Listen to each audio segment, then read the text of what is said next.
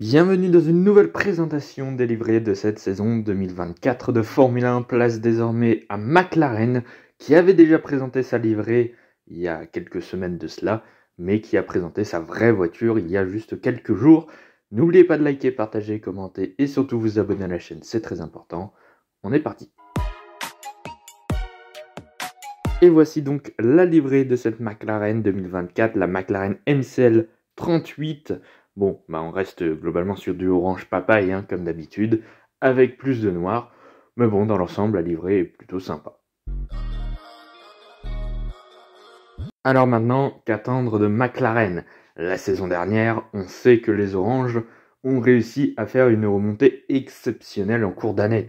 En première partie de saison, vraiment, ils étaient nulle part. Et en deuxième partie de saison, ils se sont battus avec les top teams et ils ont même été, à un moment donné, les principales rivales des Red Bull. C'est quand même assez impressionnant. Au final, c'est bien simple, ce qu'on attend de McLaren en 2024, c'est qu'ils gardent leur niveau de performance qu'ils avaient en fin de saison 2023, autrement dit, qu'ils deviennent un top team, qu'ils redeviennent un top team, mais cette fois-ci à temps plein sur tout le long du championnat. Disons que maintenant, ils partent sur une bonne base au final, puisque la voiture a été totalement réussie, en tout cas à partir des mises à jour qui ont été faites à partir du Grand Prix d'Autriche. Attention tout de même, on a l'habitude depuis quelques années que McLaren, en début de saison, ça soit très compliqué. En 2022, ça a été vraiment très laborieux avant de remonter petit à petit dans le rang. Pareil en 2023, où ça a été vraiment une catastrophe en début de saison, avant de remonter, comme on le sait, la saison précédente. Sauf que, comme je le disais tout à l'heure, ils partent sur une bonne base, donc ça devrait pas être pareil. Maintenant, ça va être une évolution de la voiture de l'année dernière, et pas un nouveau concept ou un nouveau point de départ, comme ça avait été le cas en 2022 et en début de saison 2023. On sait désormais que leur duo de pilotes est très performant. Lando Norris, depuis plusieurs saisons maintenant, il fait vraiment des résultats excellents. Et puis à côté de ça, maintenant, on connaît le niveau de performance d'Oscar Piastri, qui lui aussi est très bon. Ça va être sa deuxième saison en Formule 1, donc forcément, il devrait, normalement sur le papier en tout cas, être encore plus performant qu'il ne l'a été en 2023. En plus d'être très performant, le duo s'entend pour le moment très bien. À voir maintenant durant la saison 2024, si la McLaren est vraiment très performante, qu'elle puisse aller chercher des victoires ou des podiums très régulièrement dans l'année, bon, là ça va commencer peut-être à se tendre un petit peu avec la compétition entre les deux équipiers. En tout cas pour le moment, la mentalité au sein du groupe McLaren est très positive. Ils vont pas oublier évidemment d'où ils viennent quand même, je pense, parce que l'année dernière, ils se sont pris quand même une sacrée gifle, et dire qu'un an après, on les voit potentiellement comme la deuxième force du plateau, c'est quand même assez inespéré. Alors maintenant, attention, parce qu'il y a Red Bull qui sera devant, mais à côté, il y a Ferrari, Mercedes et probablement aussi Aston Martin.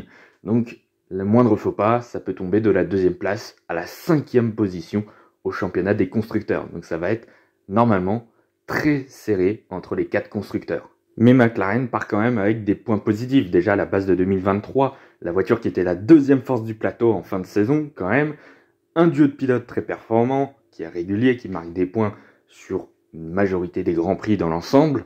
Il y a aussi un groupe qui est très soudé au sein de l'équipe McLaren, donc ça c'est des gros points positifs face à la concurrence. Par exemple face à Aston Martin, clairement ils ont une voiture et demie. Chez Ferrari, il y a quelques défauts encore à régler. Chez Mercedes, on se demande encore comment fonctionne réellement la voiture. Donc voilà, McLaren a quand même pas mal de points positifs face aux adversaires. Maintenant, est-ce que ça suffira pour aller chercher la deuxième place au championnat des constructeurs en 2024? Eh bien, ce sera à voir tout le long de cette saison. Attention à Lando Norris en 2024. Si la voiture est vraiment très performante, attention, on pourrait voir un excellent Lando Norris qui pourrait faire très très mal. On l'a vu déjà ces dernières années, alors que la McLaren n'était pas encore un top team, il avait vraiment fait des courses exceptionnelles. En 2021, je vous rappelle, McLaren n'était pas un top team et à la mi-saison, il était 3e du championnat devant une Mercedes et une Red Bull. Quand même, 2022, la voiture était moins performante, ça a été un peu plus compliqué, mais tout de même, il a fait d'excellents résultats pour le niveau de la voiture. Et en 2023, à partir du moment où la McLaren a commencé à vraiment performer, on a vu Lando Norris, il a tout simplement fait des résultats exceptionnels, beaucoup de podiums et une énorme remontée au championnat des pilotes pour terminer 6e devant un pilote Ferrari qui pourtant avait une voiture très correcte sur tout le long de la saison. Franchement, Lando Norris, depuis 2021, il régale. Et même déjà en 2020, ça commençait déjà à être pas mal. Si la voiture est vraiment très performante et qu'elle est capable de jouer de très gros résultats assez souvent, je peux vous dire que Lando Norris il va avoir soif de victoire, qui se refuse à lui depuis quelques années maintenant. Sa plus grosse perte de victoire, c'était le Grand Prix de Russie en 2021. Je pense qu'il l'a encore un petit peu en travers de la gorge. Là, cette saison, avoir le niveau aussi de la Red Bull, puisqu'elle va laisser que des miettes ou elle va laisser quelque part aux concurrents, il y aura des chances de victoire potentiellement pour Lando Norris. En tout cas, ça va être le pilote à surveiller. Attention tout de même à son coéquipier qui pourrait potentiellement se réveiller dans la saison aussi, Oscar Piastri, qui l'année dernière était un peu moins performant, voire même en dessous quand même de Lando Norris. Mais attention quand même, ça reste un très bon pilote.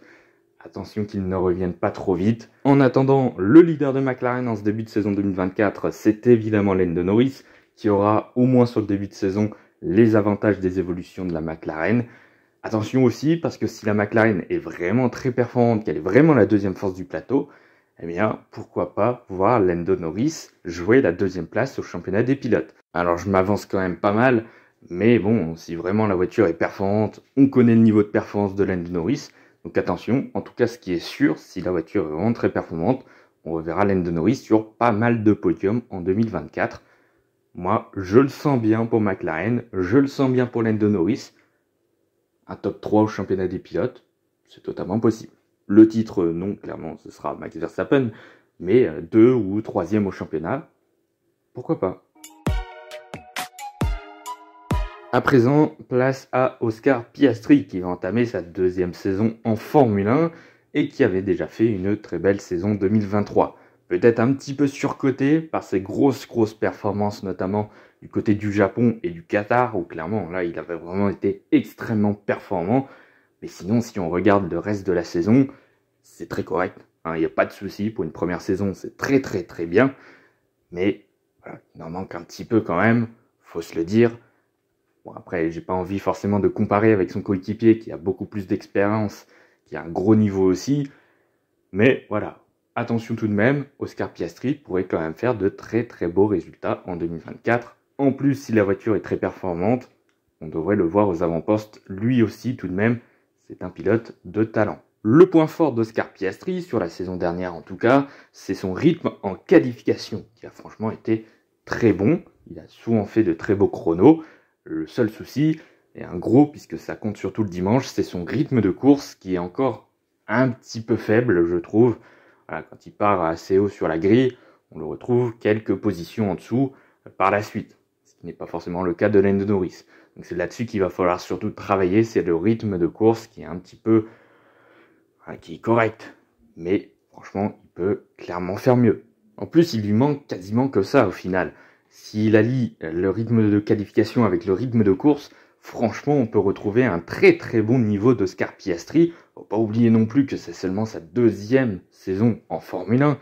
Donc voilà, c'est quand même un pilote qui est assez inexpérimenté pour le moment et qui pourtant est déjà en train de se faire un nom dans le monde de la Formule 1. Imaginez-vous quand même qu'en début de saison 2024, après une saison seulement, on commence à se demander si Oscar Piastri ne pourrait pas faire plusieurs podiums dans la saison. Alors évidemment, il est bien aidé par la performance de sa voiture.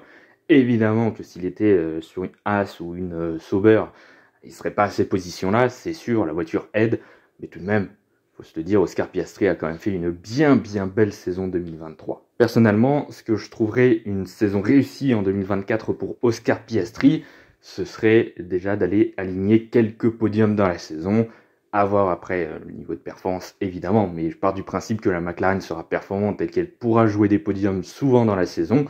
Donc voilà, quelques podiums, je dirais 4, 5 podiums, 3-4 podiums on va dire, pour Oscar Piastri, ce sera déjà une bien belle saison, avec pourquoi pas aller chercher des premières lignes aussi en qualification, on connaît son rythme qui est plutôt pas mal en qualif.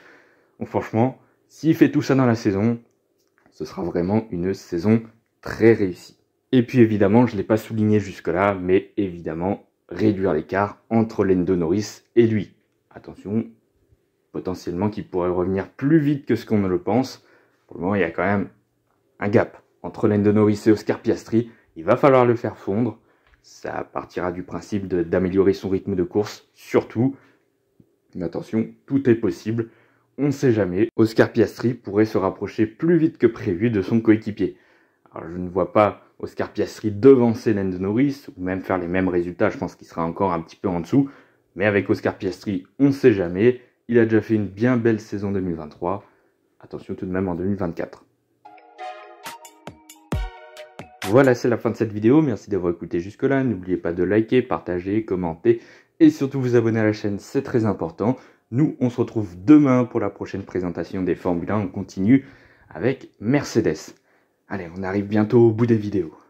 Enfin, j'ai hâte parce que là, je les enchaîne, j'en peux plus. À demain.